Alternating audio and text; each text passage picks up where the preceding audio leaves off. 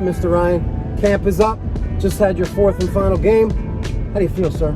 Feeling good. I had 2 really tough games, and that really helped me grow a lot because, man, I've never experienced some of the stuff that happened in the games, and now we learned from it. Now I have my glasses on, so now I have film and the glasses to compare with. The glasses are about to take the industry by storm. I'm just calling it right now.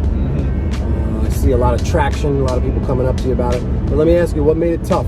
Let's get specific. What did you never experience in that game? Well, just casebook. It was like to the casebook to the T almost. It was like casebook plays to the T, and I was trying to pull it out of my casebook brain, like your head case. My head casebook, yes. And so that was great. It was a good learning experience because I think we'd said yesterday you had a hole, and then next you know, boom, flagrant technical on the dude Raptor that got fouled.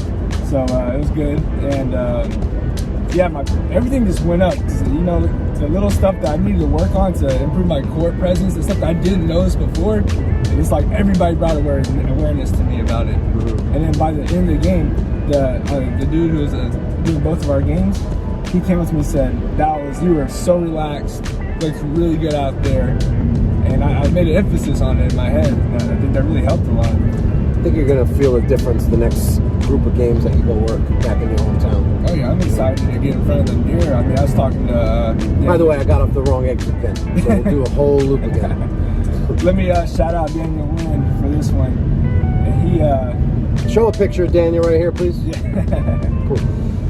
And we talked a little bit yesterday, and we're just getting to the gym, finding a mirror to work out, like going to the studio and just working on looking at your whole body language, pretend you're reporting, and I think that's going to help me a lot, just seeing myself in the mirror, full body, practicing my footwork, practicing and everything like that.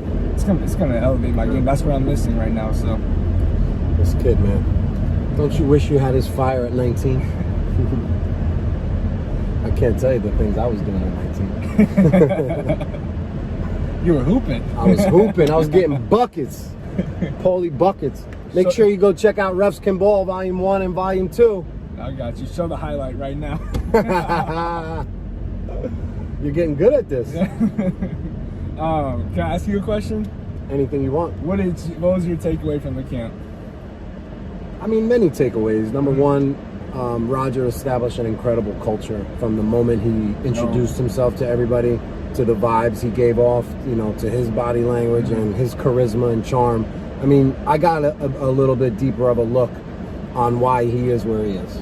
Yeah. You can't see it on the court to its highest extent. You gotta meet him in person and kind of see how he moves and the way his clinicians all promoted that culture, of wanting to give back and focusing on the game. No one's on their phones. No campers are really talking to clinicians as they're working. So that was one takeaway. Just a great overall camp experience, really well run. And then, to be able to meet so many people from the audience and have them share the feedback on how the content has helped improve their game is really special. And I think this is one of the reasons why I came down. It's a really unique experience. And I was telling that to Roger. I said, Roger, this is a very unique experience that, a ref comes to camp and has a platform like this. He goes, no, this has never happened. He goes, ever.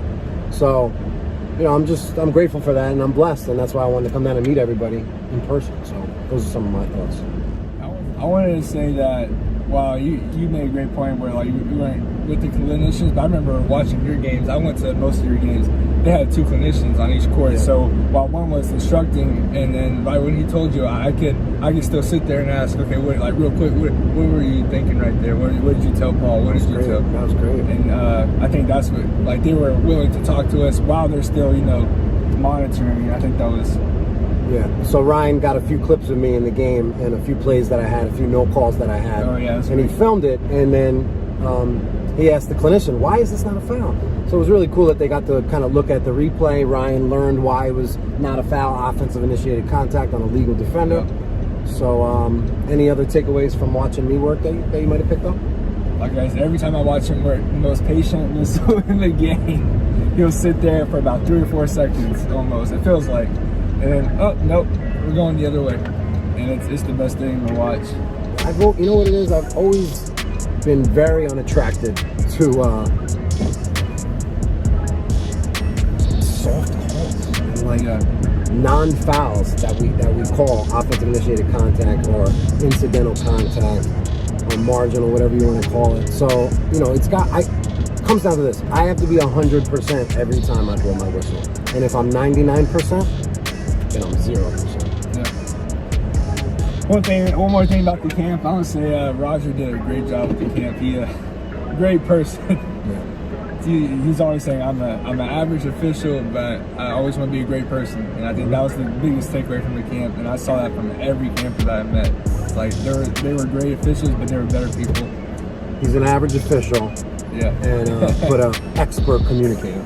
Yeah. And his charisma and him being a good person is why he's where he's at. So. Yeah. He says he's not as good, but I think he's one of the best. A little humble. All right, let's go check out. Thank you for listening to the Crown Refs Podcast. Serve the game.